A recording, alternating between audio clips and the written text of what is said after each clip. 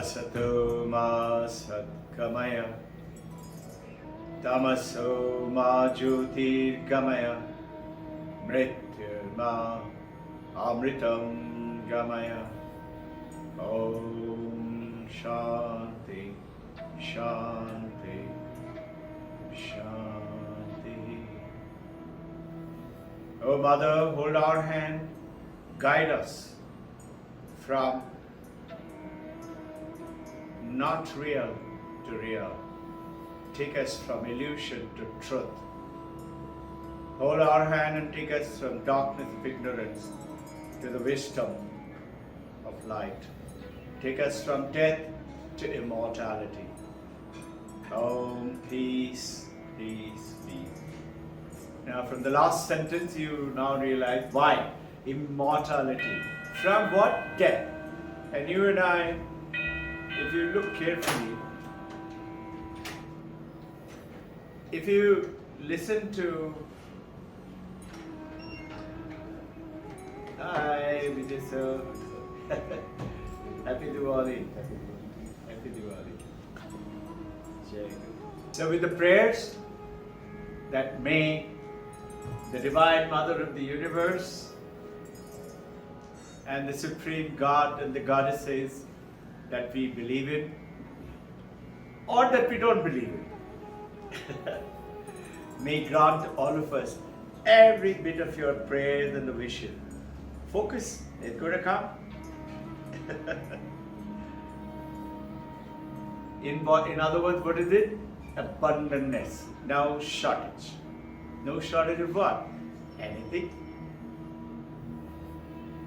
And naturally, so what we're talking about, the topic on Thursday that we talked about is the victory of death or denial over death. Now if you look at it, Asato ma satkamaya, and then we are saying Mrityurma amritam kamaya. Take us from so-called death to immortality. So, Diwali time where we're talking about death, Buddhists say every birthday is 1 year closer to death. Very happy guys, no? But if you look carefully, it is so. The moment the babies are born and the Buddhist monk is called in to bless the child, they say, newborn baby, 1 day closer to death. But if you look carefully, the truth is, each one of us, knowingly or unknowingly, and most of us will say, no, I'm not scared of death. You know why? And actually the life is going on because we are not scared of death. If we were scared of death, then all the time we'll be thinking, oh my God, oh my God. The inner way, and Montaigne says so. Montaigne, a famous writer, he says so. The purpose of dealing with it on the Diwali time is Deepavali, the row of light. All of us know that. Where is this row of light? We look at these lights all around and celebration and sweets and happy Diwali. Along with all that, we also know it's only for a few days. After that, office is going to start. I'm going to go up to Australia to work. My future is ahead of me. In other words, there is grey uncertainty. In what? So-called the physical world. This apparent world, what we think is us, what we think is the world. In the Deepavali, the true essence is the awaken that row of light which is not out there. Out there is the symbolic, it's the one which is within us. And this, what is within us, is what we totally ignorant of. And this is what is called unreal to real. Reality is what we are praying to the Mother, is to awaken within us. That row of light is not out there. And the moment you start to get onto this There's something, a powerful statement in the Vedanta says, Bhoga Apavarga. You know, great signs of all religion, Christianity, Islam, Judaism, they talk what? Human life is meant to go to heaven, reach God.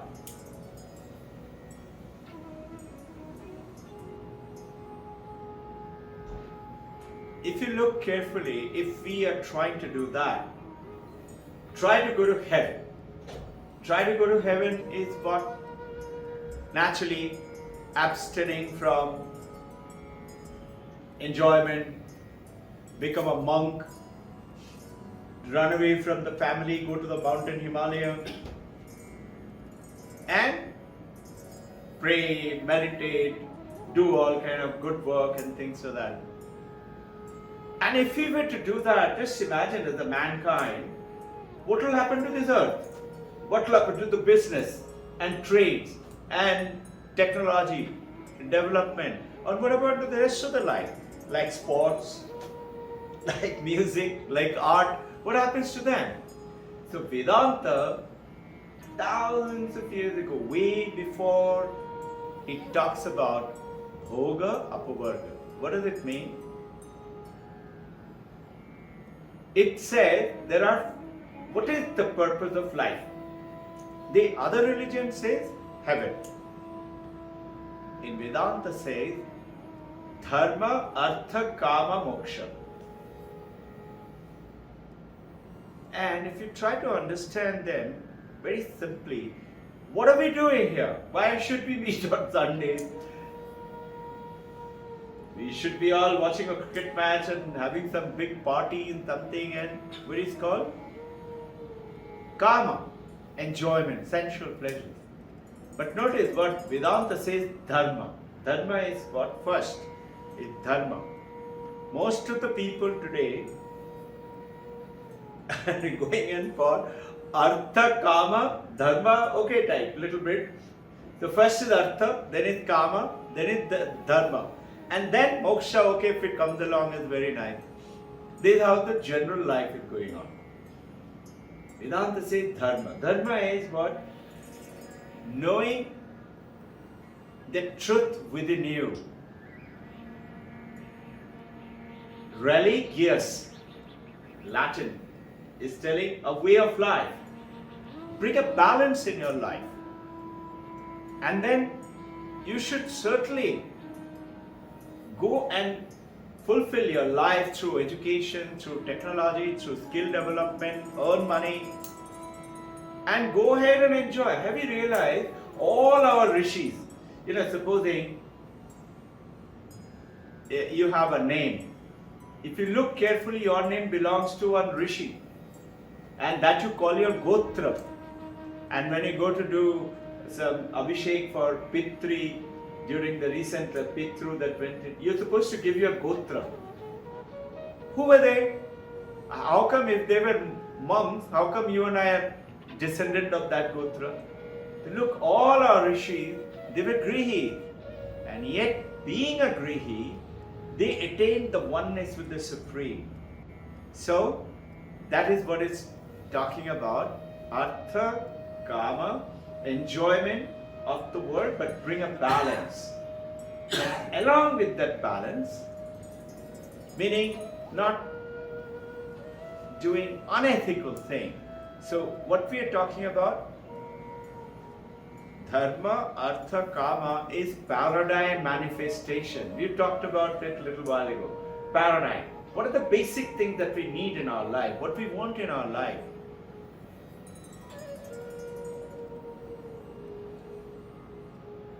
But along with that, not forgetting all along, who are we, what is the actual purpose of our life?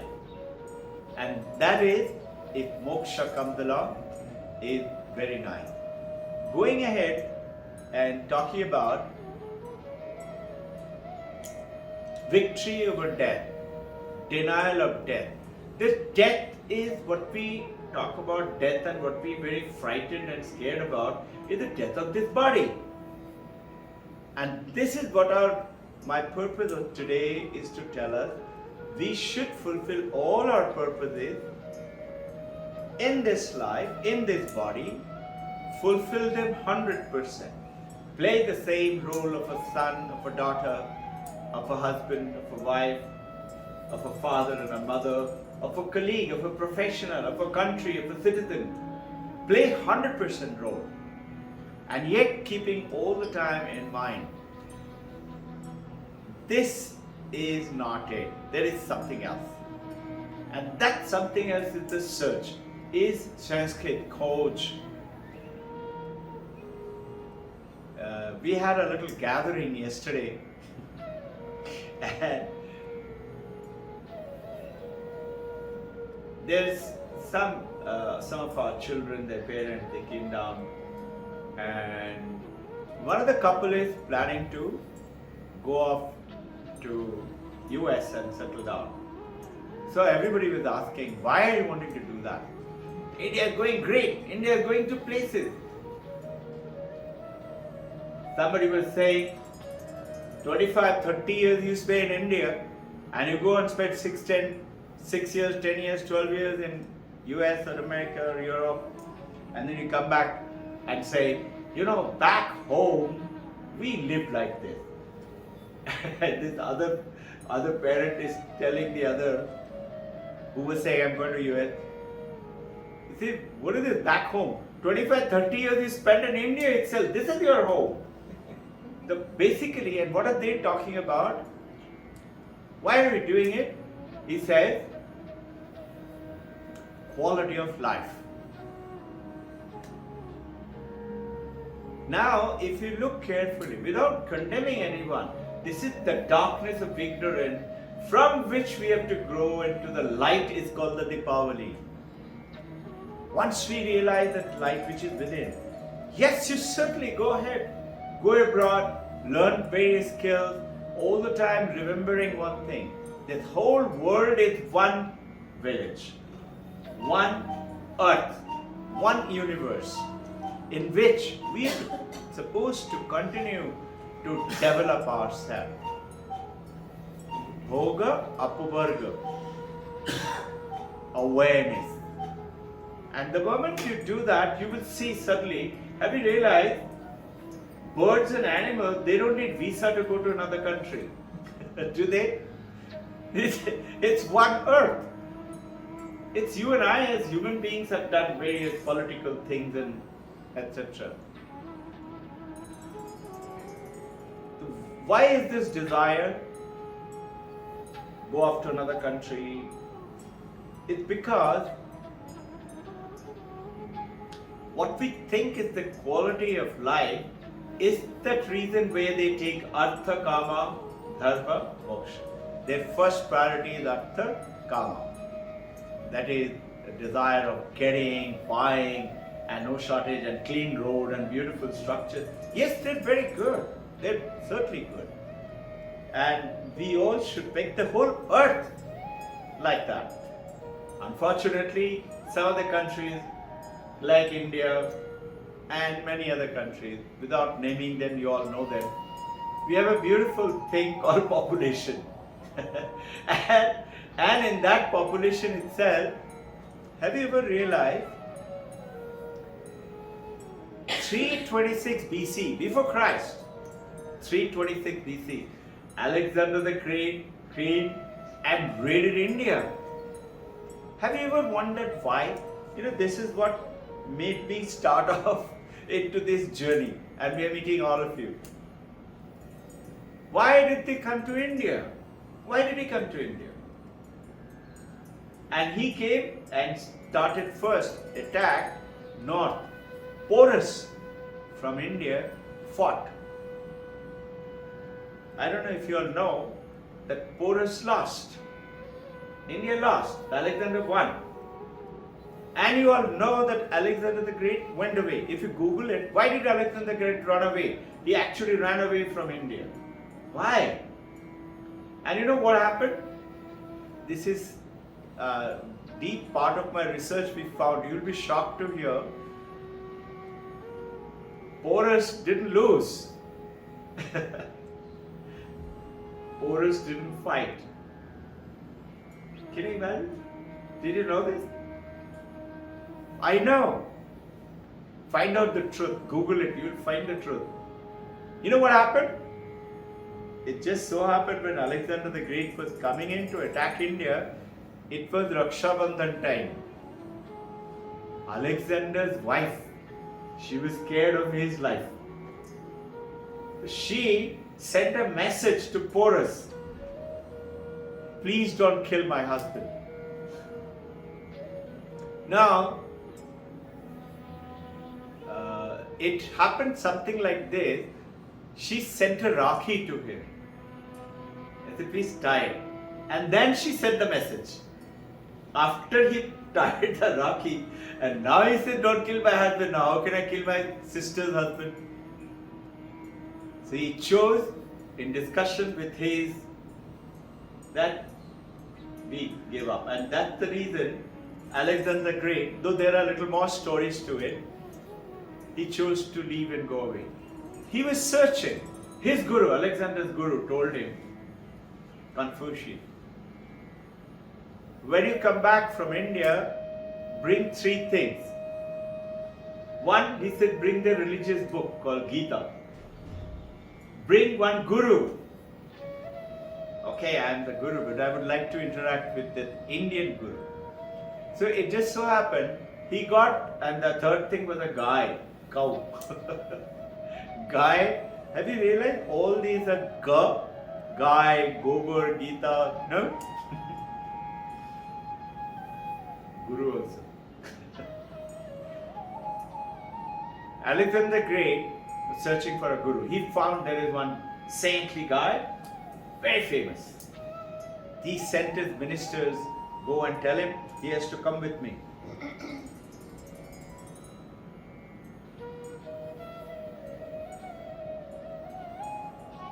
The disciples didn't even let him, the minister, enter inside.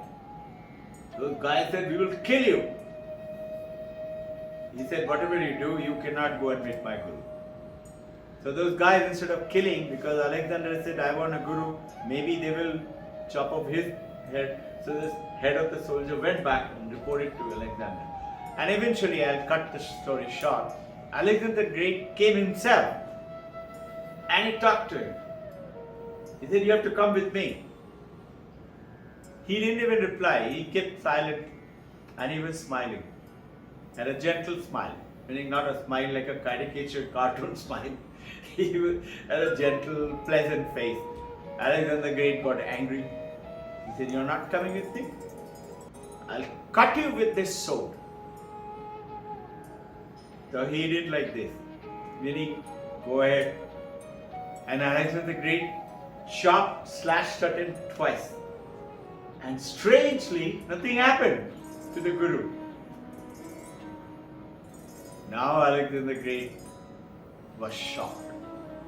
And then it goes ahead, he told his ministers, go and find out the secret of this. So they went to, go for Ganga. Went to Ganga. And they saw along the bank of the river Ganges, there are monks who are practicing, the pictures are there in the Google if you look at it. Some monks are practicing wrapping around themselves on a branch. They don't come down, they don't eat. They stay in the tree. Some are buried on the ground with only head is up. And whatever somebody comes and gives it to them, or whatever that process is given, they were all shocked and surprised, and they realized we can never. Now look, Alexander the Great came, one went away. Came Tamilong, Genghis Khan, Babur, Akbar, Humayun, everybody came to India. Then came Portuguese, Zoroastrian, the British, the French. Everybody came to India. 16th century, Britishers came. 1833, British French, they were looting us, Portuguese. They were sending away wealth of our country.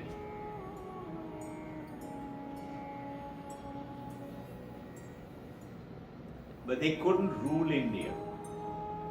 So Queen Victoria sent Lord Macaulay. Sometimes I have shared with you this. Lord Macaulay came to India 1833. He is called the father of India's legal system and India's education system. He is the one who started so-called that British kind of a legality. And he started this education system which we are following in India today, so-called the curriculum-driven education, as per the British system.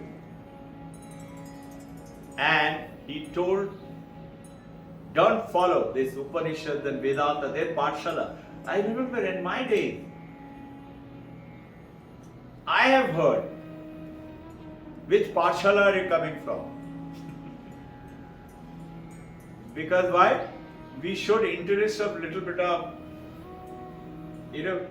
Panchatantra and stories from our, and not Robin Hood, Coverdale, Robinson Crusoe, or have you realized all of us, and those boys and girls went to convent school, and we used to say, my God, she's from convent school.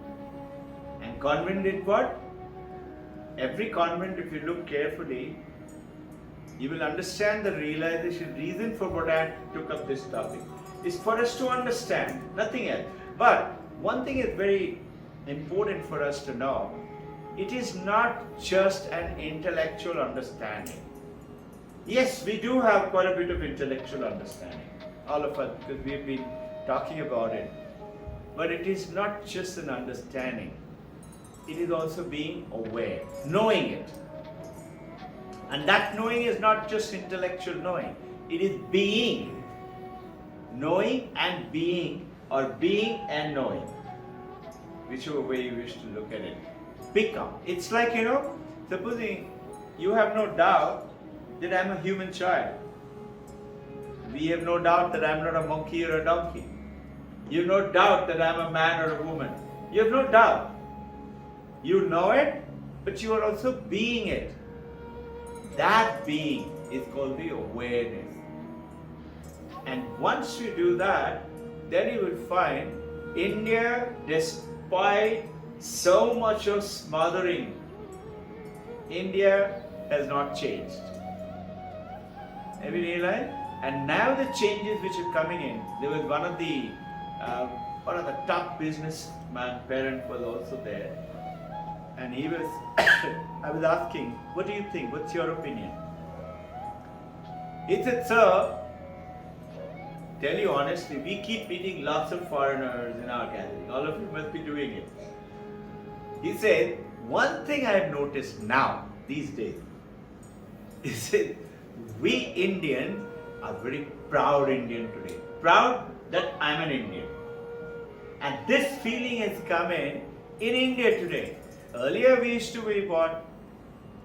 We used to be wearing the hat and wearing the Western dresses and run off to England to study.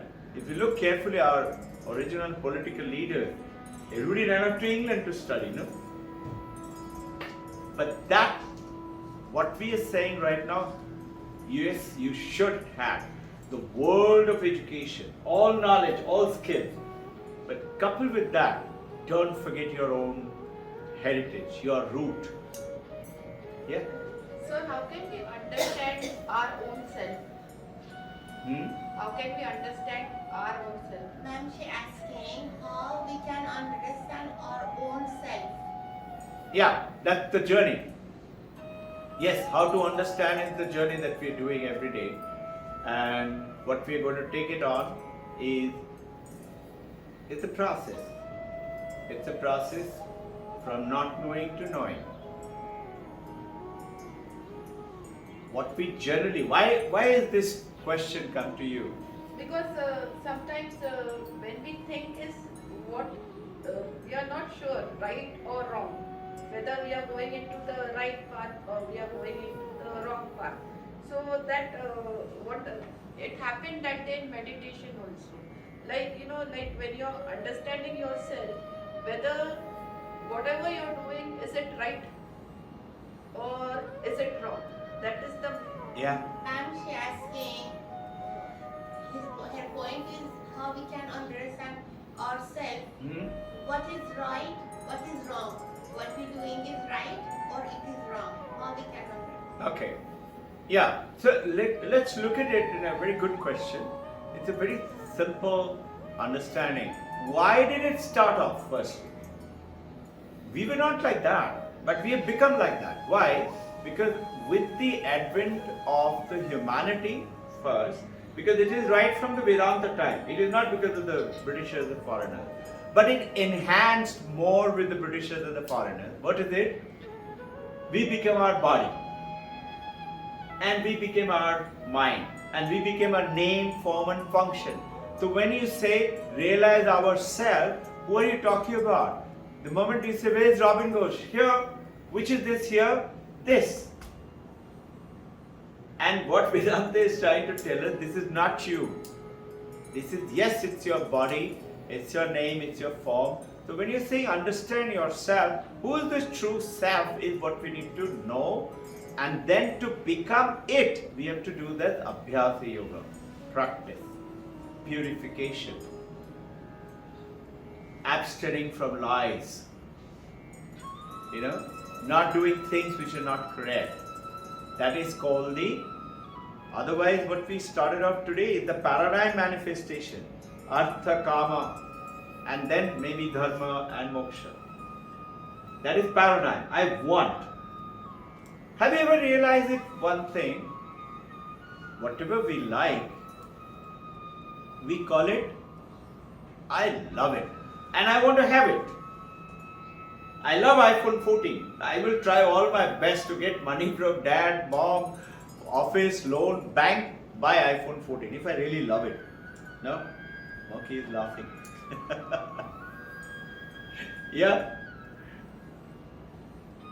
What we want, what we love, we want to have it. And we want to hold on to it. This is called Priya in Sanskrit, ancient Vedanta. Apriya, the one we don't like. We don't want it around. Supposing somebody scorns me and looks down upon me or shows me discontent towards me, I don't want them close to me. Whether it's a maidservant or whether it's a friend or whether it is our husband, wife, parent, whoever it is, you want to run away from them. So when you are saying the question of how do we realize ourselves, where is the doubt? Doubt is because of the illusion. We think that this is who I am. And then you hear somebody, monkey like me, talking about realizing yourself. You said, no, which is this self? I know I'm Robbin Ghosh. But this is what Vedanta is trying to tell us. This is not who you are. And when I say victory over death, death is of what? Death is of the body. And this realization comes in through the Abhyasa Yoga practices. To realize, and the beauty is, Sarvam Kama, the moment you realize who you are, whatever your desires will be fulfilled. How long? 4 years, 6 years, 10 years? Instantly. Right that moment. Whatever you want. So I'm going to take you across a little bit of, through the developing this. If you look carefully, we all are engaged in what? We love to have a house. Why? We need a shelter. Why? Preservation. Against what? Against so-called nature. Yeah? I don't want to live in a forest. And even in the ancient time, they made a cave or they made a house in the tree. I want what? Food. Why? I want to preserve myself. I'm always thinking that this world, this nature is actually disintegrating me. I want what? Stay youthful. I don't want to grow old. So we are worshipping Babaji. Please bless us. 6,000 years. At least 100 years. What are we? We know we are going to grow old and we know we are going to go. But what is Vedanta saying? Hey, what's growing old? It's only your body is growing old. You are eternal. You cannot be. And once we know it, then we become it. And this is the journey today. To make us understand intellectually first, believe in it, not blind faith. Like Vivekananda said, does God exist? He said, yes. Can you show me? Have you seen God? He said, yes. I have not only seen God, I see Him better than I see you. And because of that, Narendra became Vivekananda, because of which we all are today. And India is rising, shooting ahead, up and up and up. This is Philip Goldberg. You know, he is writing on Yogananda. This is his second book. Before this, he's written one book called American Veda, in which he's talking about how Paramahansa Yogananda came to India, to US, 20 years after. Philip Goldberg is an American. 20 years after Vivekananda, 1893 Vivekananda went, approximately 20 years after Paramahansa Yogananda went. He also went and gave a lecture to the world of religion. Now, Vivekananda in the American Veda, that how Veda is the wisdom knowledge, and Indian Veda, how American Veda generated because of Vivekananda's visit. You know, today, $1 billion industry in the world is on mindfulness meditation. See this book? The Mind Illuminated. This book is actually explaining everything about the mindfulness meditation. And you know, like Vijay, many of you know about Vipassana. He has done some Vipassana, no? Yeah. I got the message. I think, sir, you've also done, no? Vipassana. Vipassana comes from that Buddhist origin, and the mindfulness meditation, what they're talking about, has taken some of that strand. Vivekananda brought this yoga to the Western world. And a beautiful statement. His name is Charlton, the great writer, and he's a newspaper journalist of New York Times. He said, it will do good for all American boys and girls to carry these two books in their pocket. One is Raja Yoga, other is Karma Yoga. And have you noticed how many Indians we have read it? So few, no? And he's talking about it will do good for all American boys and girls to carry it in their pocket, to know this is called, and that yoga was brought in. So he is called, Vivekananda is called the, I'm forgetting his exact name, the newspaper term, it is amounting to the father of American yoga. And Philip Goldberg is talking about an American Veda. Now, in this understanding of ours today, we are talking about, Swami Vivekananda says what? We are talking about, why in a Diwali time talking about death? We are not talking about death, we are talking about the ignorance of death.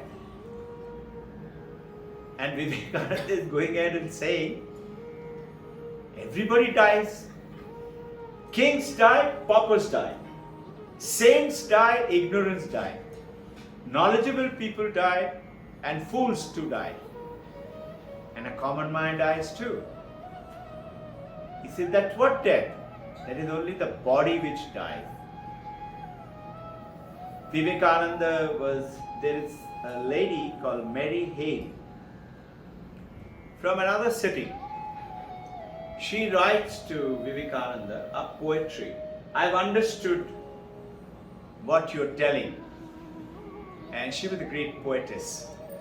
And she said, I've understood what you're saying. That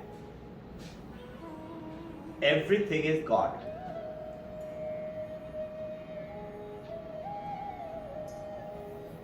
Vivekananda says, I've never said that. Mary else said, of course you have said this. And she writes back, of course you have said it. Vivekananda writes back, he says, no, I have not. I have said everything else is not. God alone is. And the moment you and I start to realize this, and then he goes ahead and said, who is this God? And this is where you will see he keeps on saying, Tat Tvamasi, you are that. And that journey, the moment you and I, your question will go away. The moment, one is first is intellectual knowing, understanding it. Because we are ignorant. Why we are ignorant? We align ourselves with our body, mind and a name and a form. So we have to go beyond that. And the moment we do that, we start to realize we are not. And that is what Vivekananda meant. Everything is not. God alone is. He also said something beautiful. You know, all other religion, Christianity, Judaism, Islam, etc. is wanting to teach us to go to heaven. Vivekananda says, I have not come here to teach you how to go to heaven. I've come here to teach you how not to go to heaven. Can you imagine? He always comes up with it. And if you study it, what is he saying? He said, heaven is not out there. You and I, theistic religion, temple religion, Panditji, what do they say? If you've been a good girl, good boy, you will go to heaven. You know, Buddha, when he attained his Bodhisattva, he said God doesn't exist. To the Pandit in Varanasi, this has happened near Varanasi.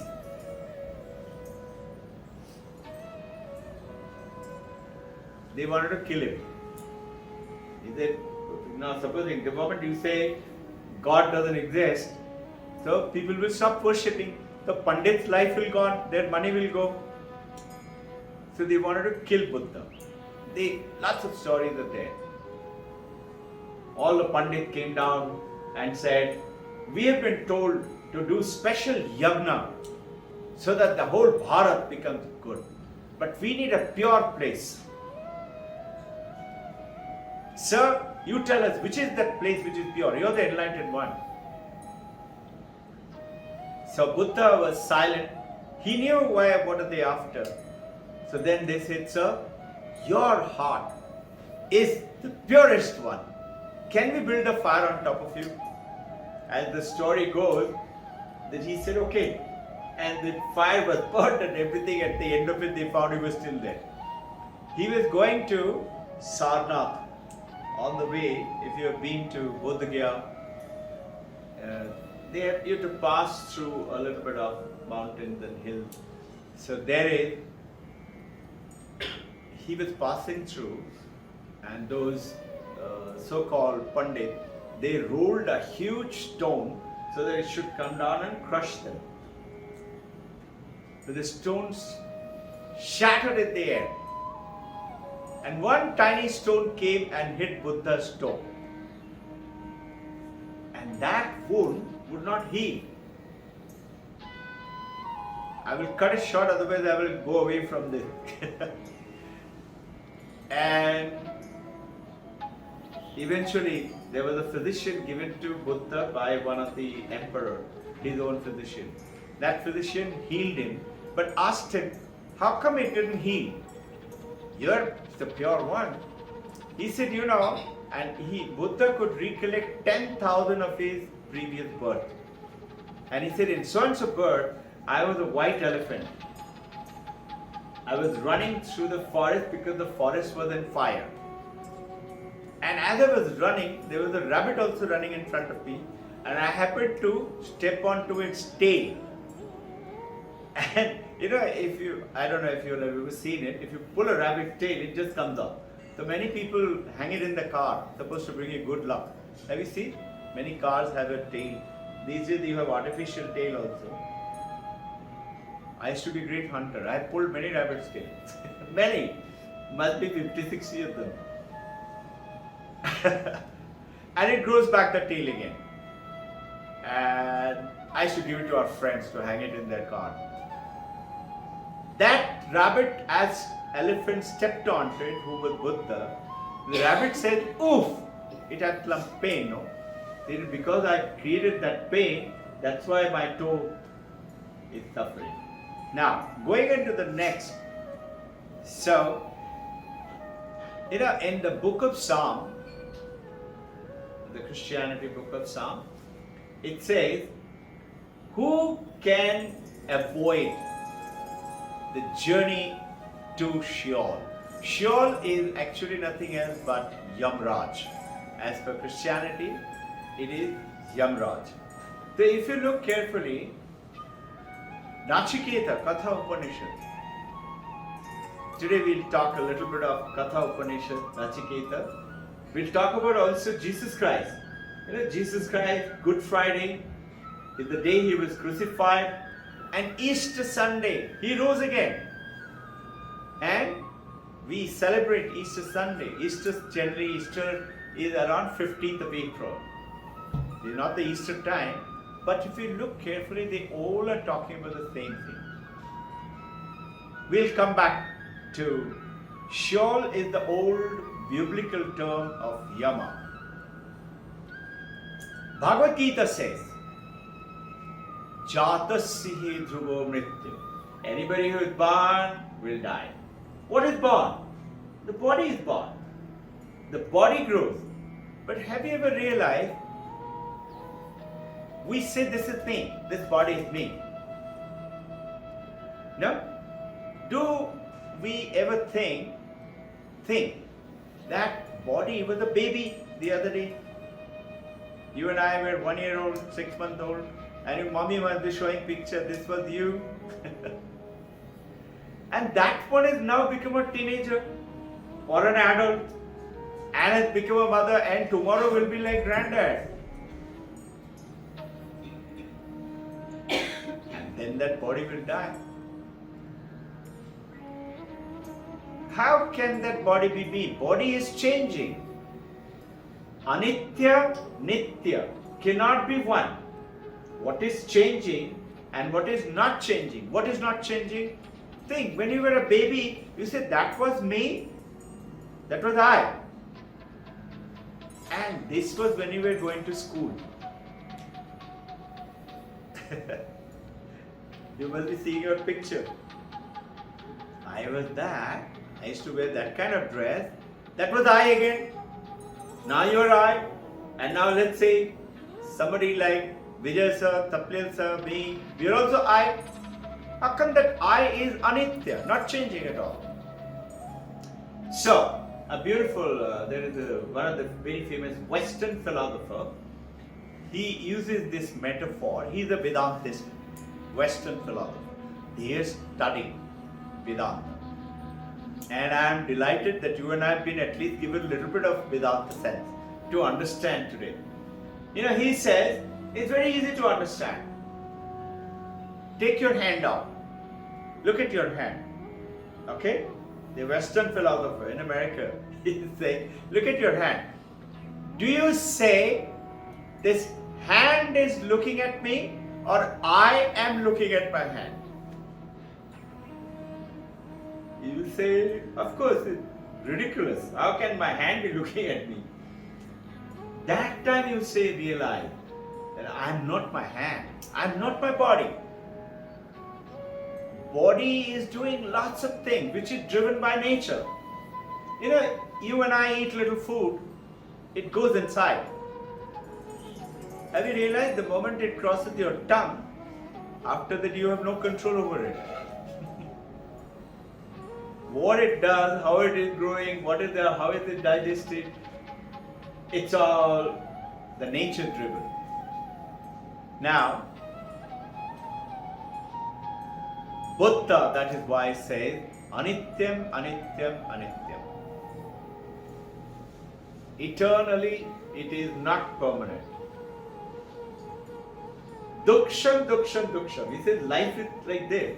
Shunyam, shunyam, shunyam. We are zero. And that is why Buddhist, one of the meditation in Vipassana is meditating on zero concept. I'm just giving you lots of this. You know, the denial of death. This was Dr. Honest Baker. Honest Baker wrote this book, and in the first year itself of the release, he got the Fields Prize in America. So the psychoanalyst of that book, who was assessing it for the Fields Prize, he wanted an interview with Dr. Baker. And he came to know that Dr. Baker is going to die in just 6 days' time left for living. But he got the interview. And he's saying, both of us knew, Dr. Baker knew, I also knew, that he will not see his book being published.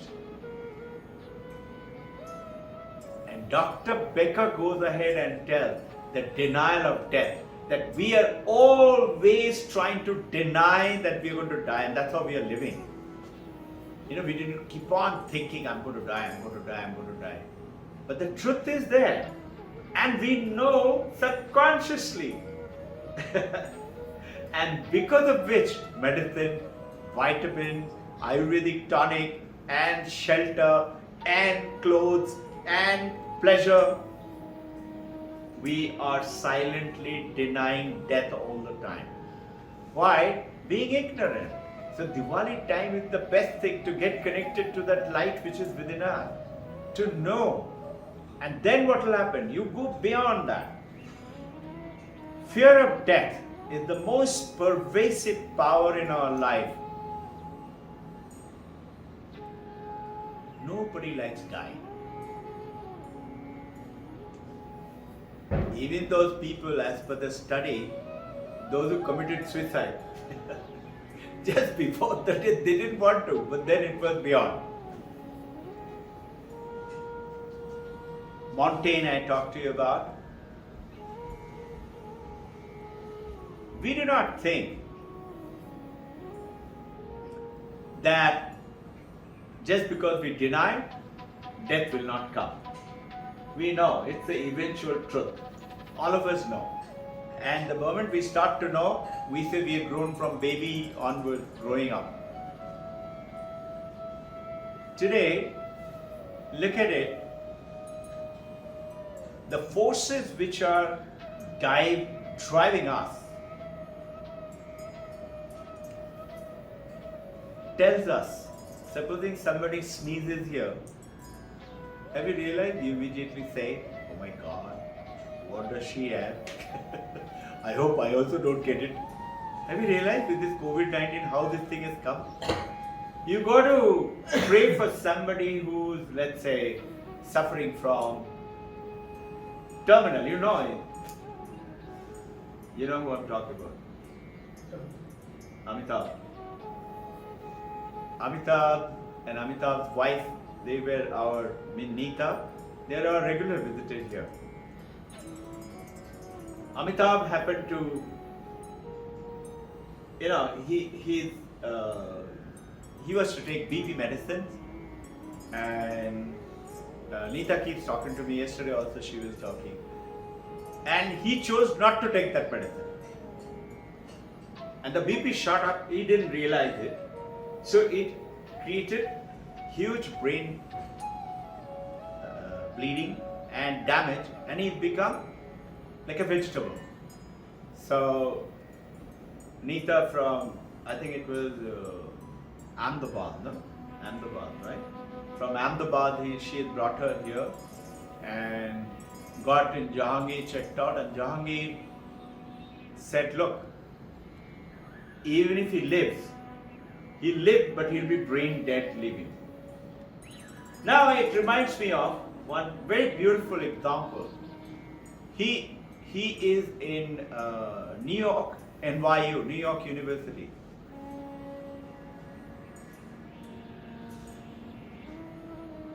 Not David Sharma. David Sharma is the head of the philosophy department. I will tell you his name. His name will come. He's very famous. He is also another Greek philosopher. He said, Supposing I give you $1 billion.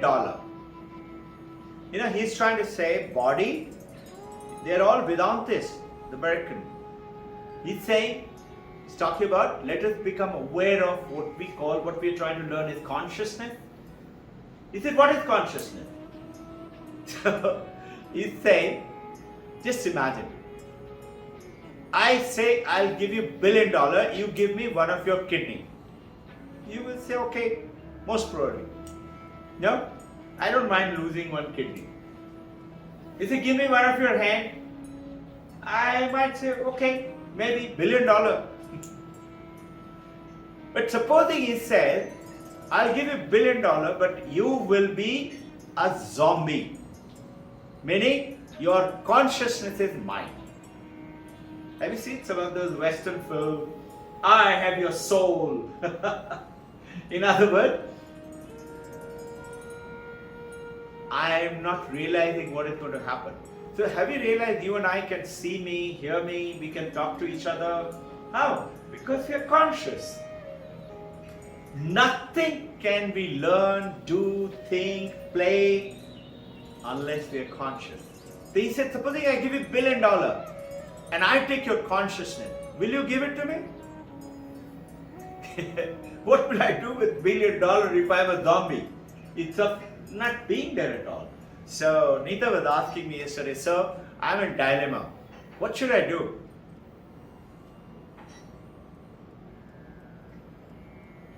Should I remove his oxygen supply? Doctors are saying you have to make a call. I said, why are you asking me? Sir, whatever you say, we will do.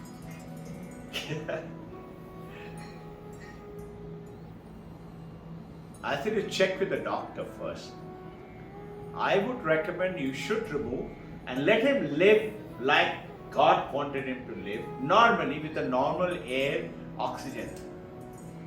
And let me know after some time. And she rang me up after one day and she said, sir, he is living normally. Normally he is living, but he doesn't understand anything. Everything for him has to be done. I said, I think that is correct. Let God, Divine Mother, decide, because he right now must be realizing this is not worth it. It is like you and I in coma. I'm in coma. What good is it? And by the way, this question was asked to me when my second brother was in coma. He was a great yogi and he went in a big fight with some tantric in Guwahati, and that tantric guy did some damage to him. He landed up into coma and he was in the hospital in Calcutta, and they asked, what should we do? Almost 12-13 days he was in the ventilator system. I get the same thing. And he was my most favorite brother, my second brother, eldest brother. All of the brothers, everybody is okay. He's the only one who landed up into this. And he had told me when he was in consciousness, don't come near me. I said, why? He said, that tantric said, I will not only kill you, I will kill your brothers also. I said, don't worry. Nothing can kill me unless it's the natural process of death. He said, shut up. You don't come, you don't understand this. I tried to do the same challenge. He was also in the Air Force. He said, I challenged it, but I realized today. I said, look, brother, nothing is going to happen to me because we are protected. We are a Vedantist today, yogi. You know what happened? After my brother left his body, after about 3-4 days time, in my meditation morning time, actually happened. I saw one tantric guy. I have never met him. But I saw him sitting in front of me in my meditation and doing something and throwing something at me. And you know what? Within no time, I saw Paramahansa Yogananda. He suddenly materialized over there. I was sitting here, the tantric was sitting there, Paramahansa Yogananda materialized there. And he did like this. Like that, 3 times. After that I never saw that monkey. So you and I are protected by the Divine Mother, God, Babaji, all the time. But yes, you and I have to stay connected. You know, if I'm talking to, let's say, Usha ma'am, and the telephone is a bad connection, that bad connection is what? Not practicing. Getting disconnected. Disconnected, what happens? Darkened alley, rope looks like a snake. All you have to do, asato ma satkamaya and tamaso ma jyotirgamaya. Through the light, switch on your mobile light. Don't worry, mama, that's only a rope. Because you are now got the light. So, going on from there, you know, Bertrand Russell, Greek philosopher, in America, he was taking one of the classes and he was being asked, you know, this unconsciously, consciously, meaning without us knowing that fear of death is quietly mingling, for which we are trying to take preventive measures like trying to be young, shelter, food, medicine, operations, doctor, for what? Trying to live longer. I'm not saying don't. I'm just saying he was asked, how can we remove this unconscious repression? He called it repression. He said, you know what? He was taking a class. He said, imagine some of you boys and girls suddenly are becoming very unruly in the class. You know, you are chatting, giggling, laughing, not paying attention to me. So what I might do, I might ask you all to leave the classroom. I forcibly make you leave. You go outside. Door is closed behind you. But you boys and girls haven't gone. And you're banging on the door, you're opening and rattling the window, or maybe peeping through the window and laughing and giggling and disturbing. He said, can I say you all have gone? The Bertrand Russell said, just like that, these unconscious impressions will continue to haunt you till the time. He was not a Vedantist. Till the time, he said, you understand, you know. So this understanding, knowing Vedanta talked thousands of years ago. How do you do that? Vivekananda is writing something, I have written it down here.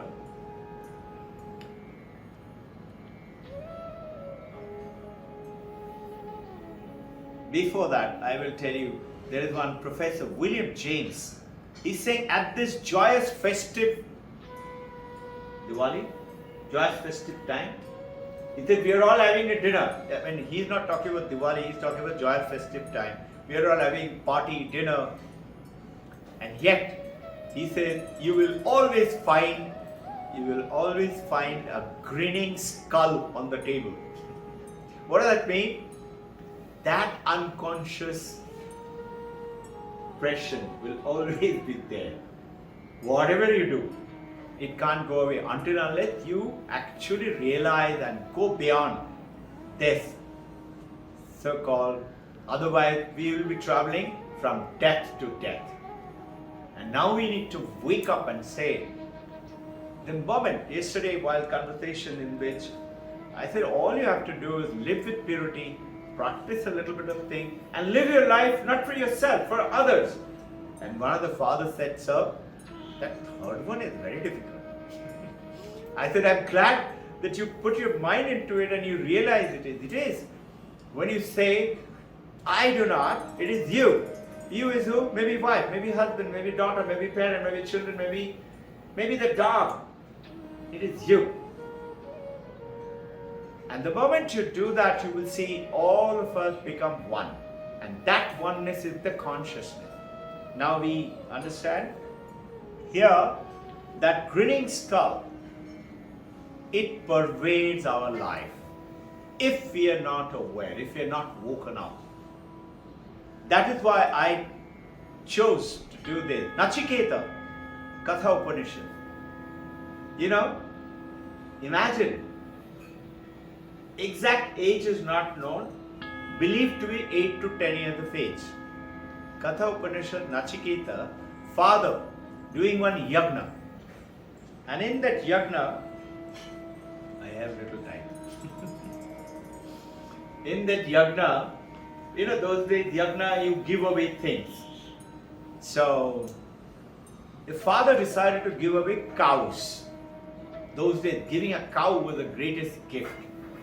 But Nachiketa found, father is giving away those cows which are sick, which are not giving milk, which are old, which are going to die soon. So Nachiketa asked, Father, why are you giving away this sick old cow? The father, as this Katha Upanishad is talking about, Vivekananda is one of the favorite Upanishads. He's saying, you fool, because I am keeping the healthy one for you. And you are asking me a question? Nachiketa knows this is adharma. Tapyal sir is laughing. That's one of his Upanishads also. Nachiketa knows this is adharma. Did you know? Reminding adharma reminds me of a story. We all have read Mahabharata. This question may have come to your mind. If Krishna had talked to God incarnate, in human form, if he had talked to Duryodhana and told him, listen, don't do this, this is wrong. Possibly Duryodhana would not have created all this and shared. All Pandavas wanted 5 villages. All it took. He said, I will not give you one needle point of earth to you. Right? He said, why didn't he speak to Duryodhana? Actually, the truth is, Krishna did. But the beauty is, see, Krishna talked to Arjuna. Arjuna understood and said, all you have to do, you be with me. I don't need anything. Duryodhana, when Krishna spoke to him, he said, Duryodhana, this is adharma. Don't do it. It's going to bring you suffering. Duryodhana said, listen, Krishna, don't teach me religion. You think I am a fool? You think I am ignorant? You think I don't know that this is adharma? Of course I know it is adharma. So Krishna said, then why are you doing it? Duryodhana said, you know why? Krishna, you know it. Because I can't stop doing it. I have to do it. Have you realized you and I, when we talk about, we know this is wrong, but we should say, one more Golgappa is going to create problem for my digestion. I still have it. This is the grinning skull. Are you understanding? Are we getting along with me? What am I trying to get to you? So,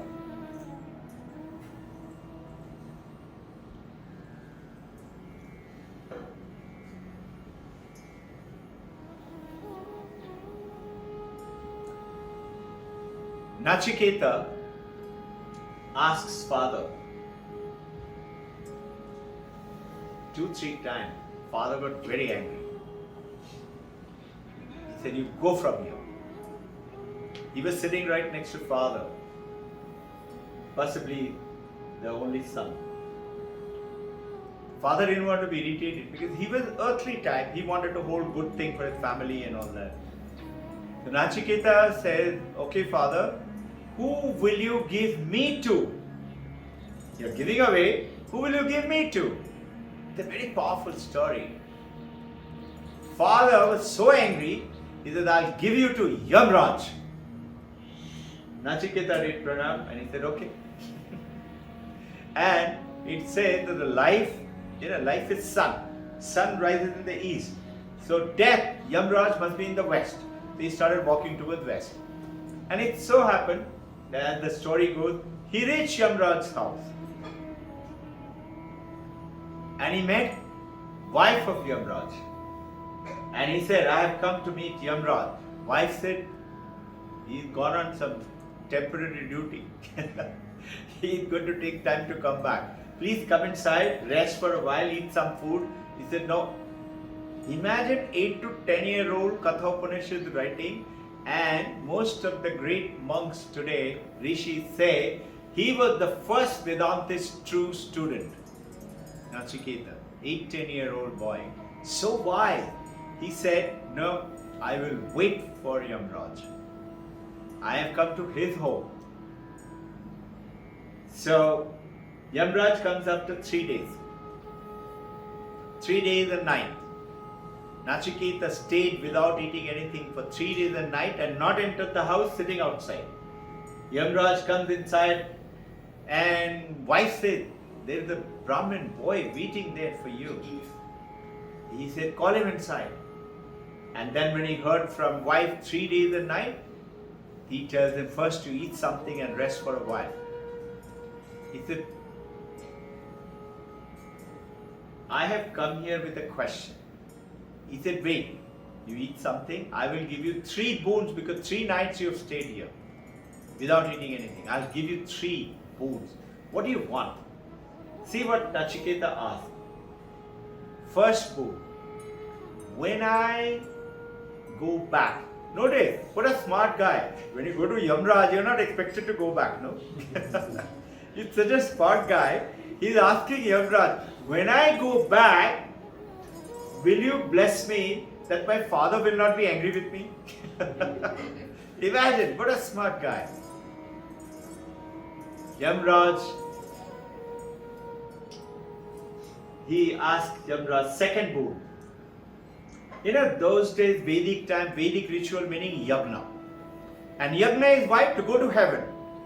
So he said, teach me that yagna, which is the best of all yagna and unknown to the people of the world today.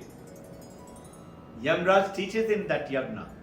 And he was so pleased with the young man. He said, from today onward, this yagna will be called Nachiketa Yagna. So there is a yagna, Nachiketa Yagna. Some very few Pandits know about it. Varanasi, they know about it. I know some. And the third boon, he asked, many say when you die, you are. This is the exact question. Many say when you die, you are. Many say you are not. What is true? Yamraj says, this I will not be able to answer. That means he is asking for mystery of death. And he is asking for what? Think carefully, depending on our past journey. He is asking, tell me, who am I? If you are, then you know who you are. And if you are not, meaning you know you are not actually who you are. Because as per Vedantic truth, you always are. Got it? Yeah? Yamraj says, don't ask me that question. I'll give you anything you want. Do you want those heavenly pleasures which even a mortal man cannot even think about enjoying it? I'll give you that. I'll give you long life. I'll give you thousands of cows. I'll give you kingdom. You can be emperor. I'll give you, those days supposed to be great boon is having lots of children. I'll give you lots of children. Nachiketa answers, think, what a smart guy, 8 to 10-year-old. Imagine you and me, somebody saying, if you do this, I'll give you iPhone 14. He says what? Yamraj, as long as you are alive, you are there existing, all this is of no meaning. Meaning, eventually I will die. No? If you are there, meaning I am going to die. And the moment I die, what will I do with all these pleasures? They don't exist. All this money, kingdom, children, wife, whatever it is, they don't exist. You keep it to yourself. Imagine Nachiketa says you keep it to yourself. I want my answer. And Yamraj goes ahead and gives it to Nachiketa. And this is what the whole Katha Upanishad is about. So today, He says, I offer you a life of pleasure, life of fulfilling relationship, a long life, life of power, life of acquisition and richness. Immortality project is not there. Eventually, he says, eventually, as long as you are there, oh death, all this is meaningless. So beautiful, no? Nachiketa is saying, 10-year-old, imagine. There is a limit. I got it translated from the Katha Upanishad. There is a limit to what we can enjoy. If you pursue pleasure single-mindedly, remember Artha Kama Moksha, the Dharma Artha Kama Moksha. If you just pursue pleasure single-mindedly, he says very soon you will find nothing pleases you anymore. And you know who said this? You'll be surprised. One of the great authors, Somerset Maugham. He says if you keep pursuing pleasure, soon you will find no pleasure pleases you anymore. You know, there's a small, somebody sent me this YouTube message. Diwali time. Son and daughter-in-law going for shopping. Daughter-in-law is fighting with son, as per the thing. She said, all you're doing is work. What about my Diwali shopping? So, in this particular religion, he's talking tu karke, you know. जे चल तैयार हो जा लेकर चलेंगे. याद रखना, she is saying, पहले हमारा शॉपिंग, अपना पापा के शॉपिंग मत करने जाना. And then wife feels good. Husband says yes. जाके पापा को पूछ लो क्या चाहिए. So he goes and sits with father. Father said, Beta, I don't want anything. No, father, make out a list. Mommy was here, mommy would have got it from you. He said, ठीक है, I'll write a list. He starts writing. And the wife is saying, my God, his list is not stopping. It's going on and on and on. It takes 15 minutes writing it. Wife is doing like this. This is a YouTube thing came to me just before Diwali. Son takes it, beta ye lana. Then he takes it, ha papa, and it's in Hindi. he takes it, he goes, and after all some time, and he says, "Ab ho gaya, khush hai?" So she says, "Ha." And she's putting on her seat belt, and she says, "Oh, papa ka list to dekh lo." So he takes out the letter, meaning he takes out that list and he starts reading it, and then he holds the letter in his hand and he does like this. So wife said, क्या हो गया? ऐसा क्यों कर रहे? बहुत कुछ मांगा है क्या? He is not moving, he's reading like this. And you know what father has written a letter to the son, and father is saying, son, I don't want anything, I just want one thing from you. When you come back, can you give me a little time?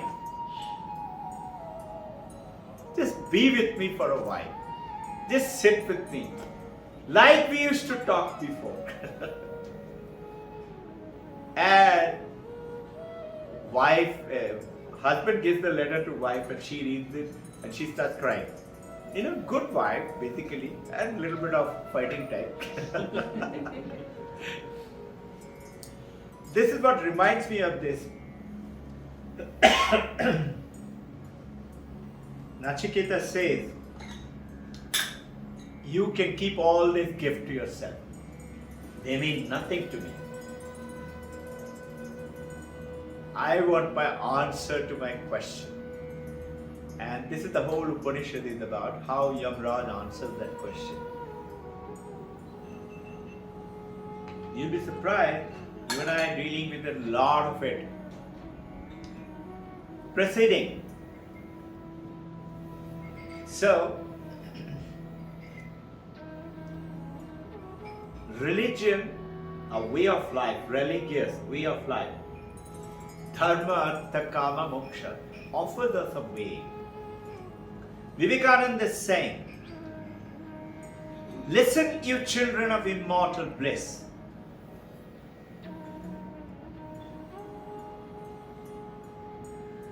And if there are goals of higher heavens, you dear children listen, because what I am going to tell you, you do not know, including the devas and the gods with small g.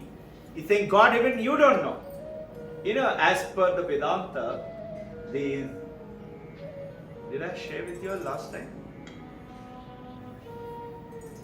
I'll tell you again. I think I shared with you, Vak. You know, the first lady Rishi, 5,000 years ago. And she's the one who is supposed to be the Mother Durga. The mother season time, last time I think I talked about.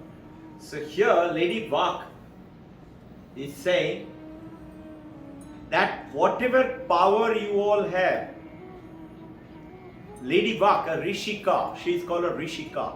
She is telling you all have who? The god of fire, the god of air, the god of water. He said, whatever power you have, it goes from me.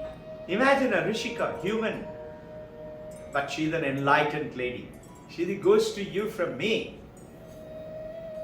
So, she tells a story, a Vedanta story, that once, Akshaya, she uses the term Akshaya, meaning eternal, enlightened, luminous body, is seen among the gods and goddesses. They are enjoying partying. Why? Because they defeated the Asuras. They are having party. And they find this illuminating something beautiful looking, but they don't know what that is. So all the gods ask, why don't you go down and find out? So they all go to God Yajna, Agni. Agni Devata says, Tathastu, I will go. So immediately he goes. He goes and asks, who are you? So instead of answering, Akshaya asks him, who are you and what is your power? Agni Devata says, I am the fire of God. I am the god of fire.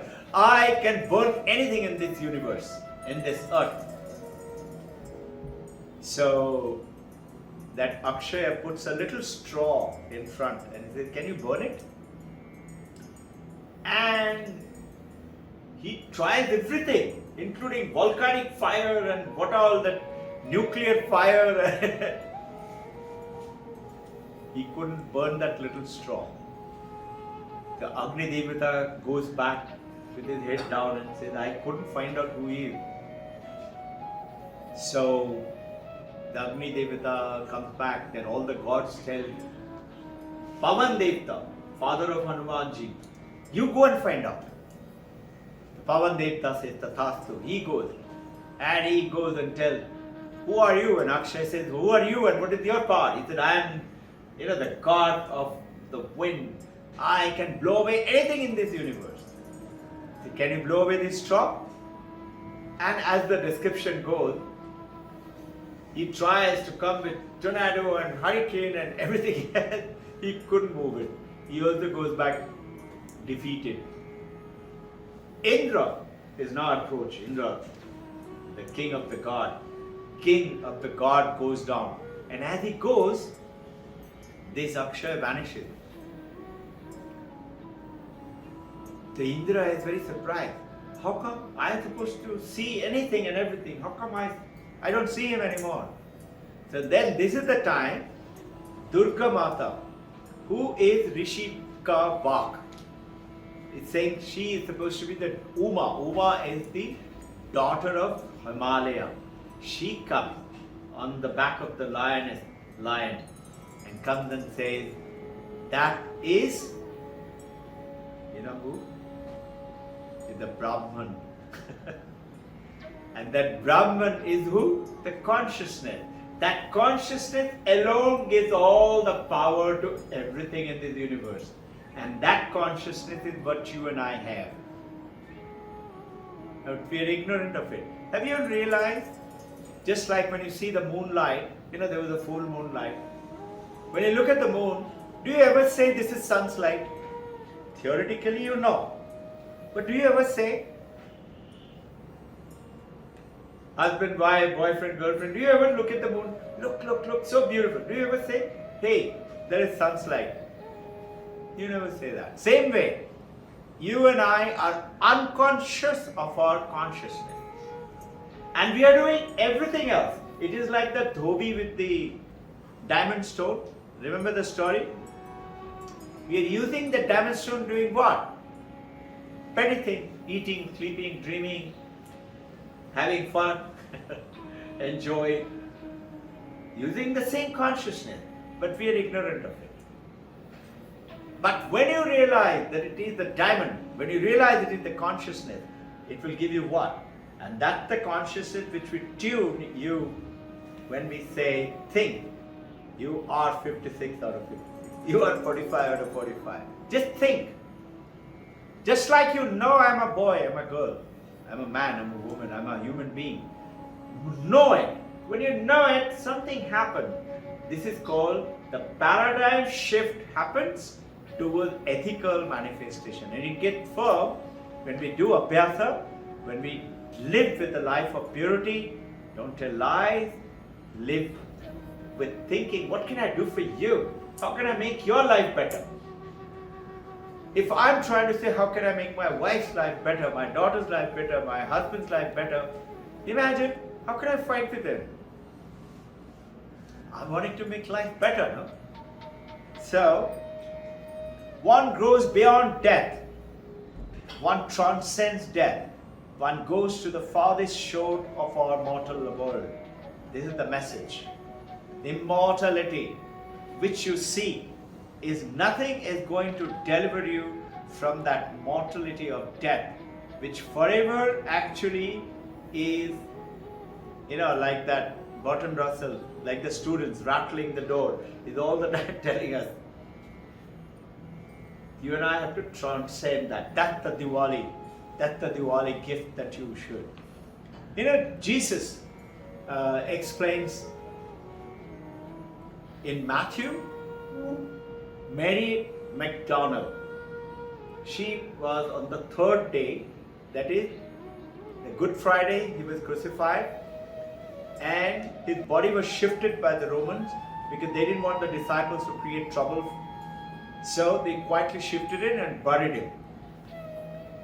Mary MacDonald, she went 3 days, that is the Easter Sunday. And she went, and as she's going, Book of Matthew is explaining this. That as she goes, suddenly the earth shook, and from the heaven, a lightning-like figure came, dressed all in white, and looked like fire, angel, and came down and sat on the grave in front of Mary MacDonald and tells Mary, you have come to see Son of God Jesus. He is not here, he has risen. You go to Galilee, he is going to Galilee, he will speak to you there. Mary MacDonald immediately tells all the other disciples and starts racing. And on the way they actually meet Jesus. This is all Book of Matthew. And Jesus tells them, you come to Galilee, I will talk to you all. In Book of John, Jesus Christ is explaining who? Martha and Mary. They're the two sisters who had a brother whose name is Lazarus. Lazarus was favorite of Jesus, but Jesus was away from that place. And he went there 2 days after Lazarus died. And Martha and Mary saying, Jesus, you are the Son of God. Because you were not here, your favorite disciple is dead. Lazarus is dead. The Jesus asked Martha and Mary, "Do you believe in me?" They said, "Yes, we believe in you. We believe that you are the Son of God. That we believe that if you ask God, God will make him alive." So Jesus says, "Don't worry. Lazarus will live again." And then he goes ahead and explains this. He says, "I am the resurrection and the life. He who believes in me, though he may die, he shall live again." Understand this. It's a very powerful statement. Though he may die, he shall live again. And he goes on to say, "And whoever lives and believes in me will never die." This is what it means by worshipping Babaji. This is what it means by understanding who we are. The body may die, but you are not dead. You say, Jesus is dead. What is dead? Jesus' body is dead. He is eternal. Paramahansa Ramakrishna, Vivekananda, Ramana Maharshi, Mahavir, Jain, Guru Nanak, Guru Gobind Singh, take any name. Aren't they all immortal in our heart? We always pray to them. And you know what? I see it today every time. Every time you pray, however small, however big, it will happen. It may be something small you've asked, but it will happen.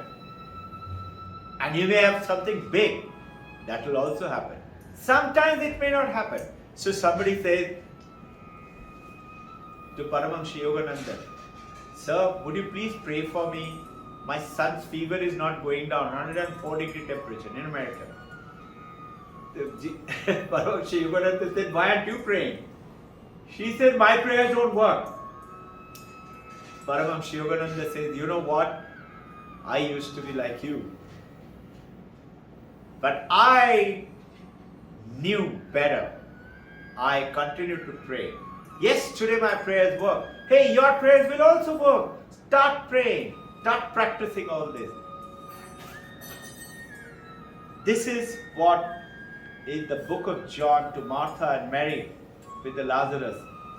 Paramahansa Ramakrishna, he had one disciple, very rich guy.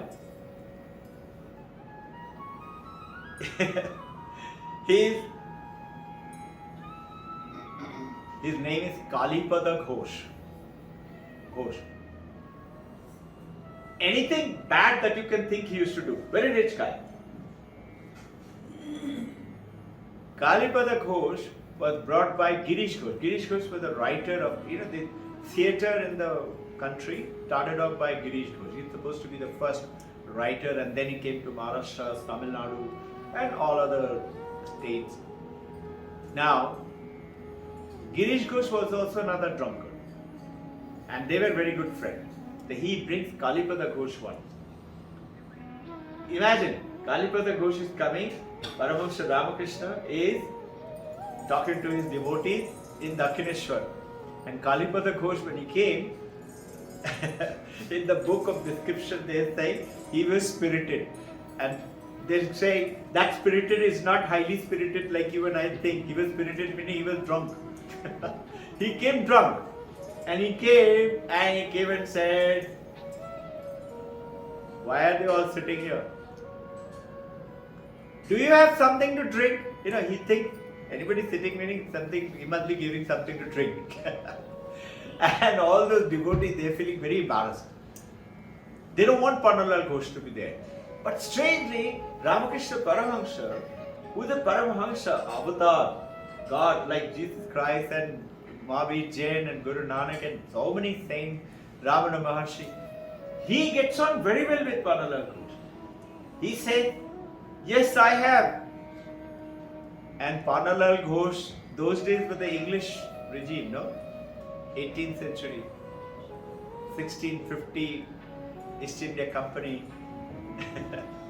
Pannalal Ghosh said, "You have?" He said, "Yes, but if I give it to you, you will forget these drinking." तो Pannalal Ghosh says, बिलायती है क्या? Is it an English drink? तो Paramahansa Ramakrishna said, Deshi. But if you drink it, you will forget all this. And it just so happens, Panalalal Ghosh, something happens to me. He said, yes, I want you to give it to me. And he continues to change. And one day, Panalalal Ghosh comes. Paramahansa Ramakrishna was going off to Calcutta to attend, to give a talk in somebody, they were doing a puja, in which he was to go to the Abhishek and do a talk. Panalalal Ghosh comes.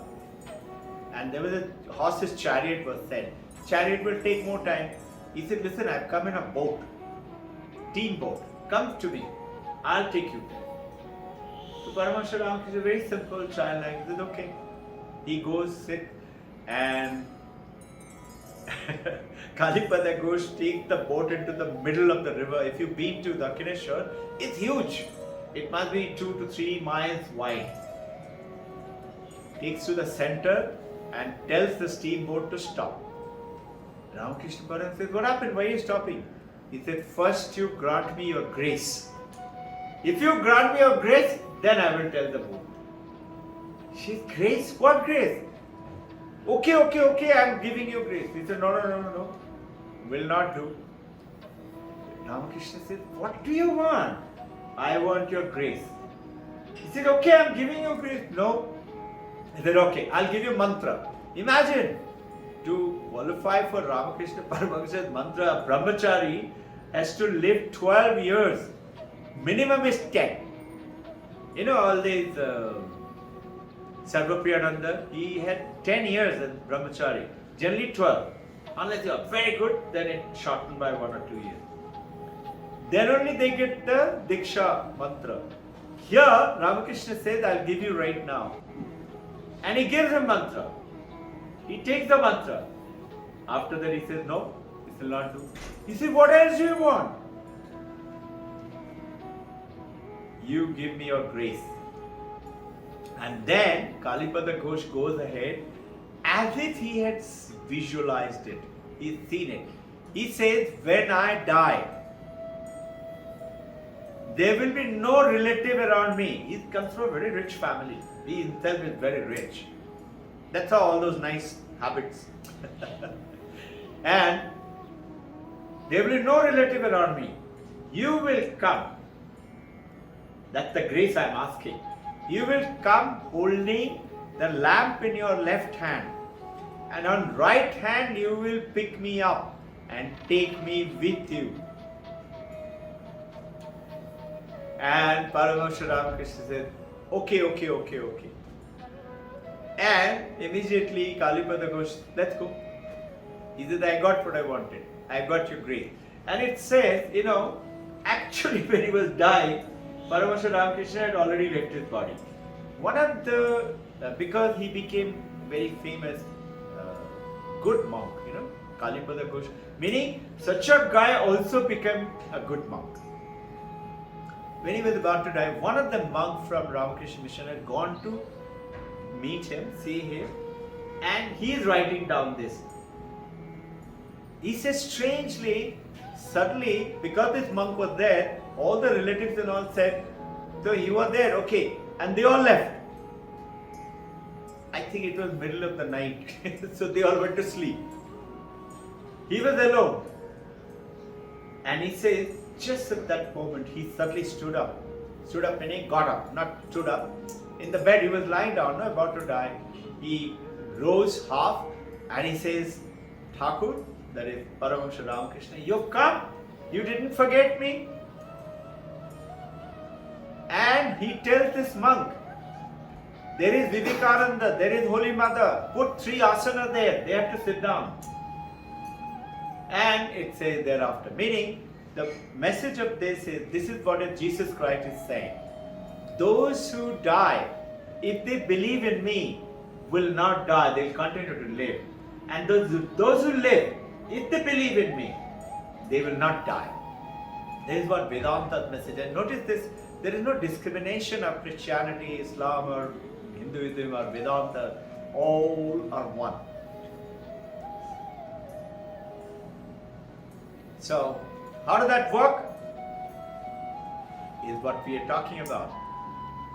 Very simple process is knowing it, being it. How do you? Technically, theoretically we know, intellectually we know now.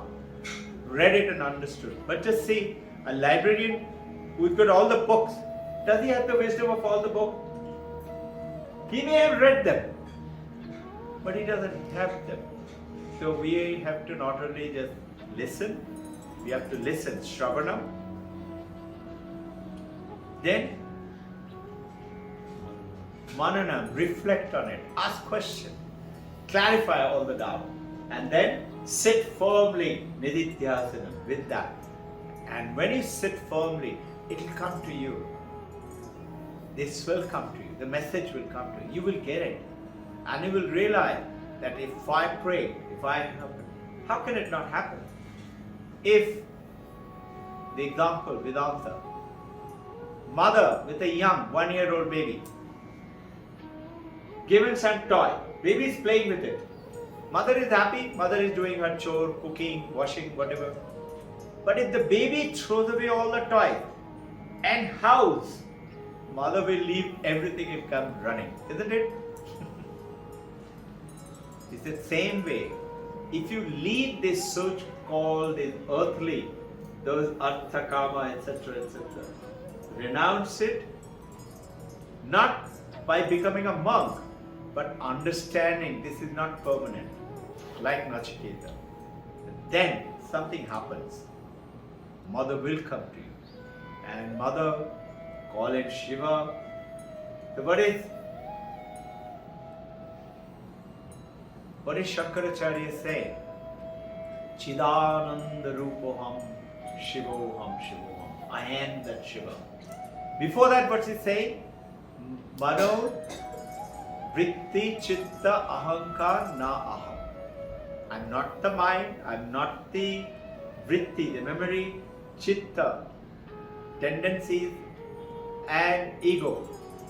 I'm not my intelligence, I'm not my buddhi, I'm not my ego, I'm not my memory, I'm not my mind, I'm something else. And that is that knowing. And that is the journey you and I are doing it. And it will happen.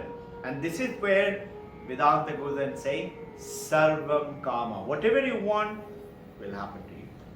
And this is what is happening today. So many are well on the journey.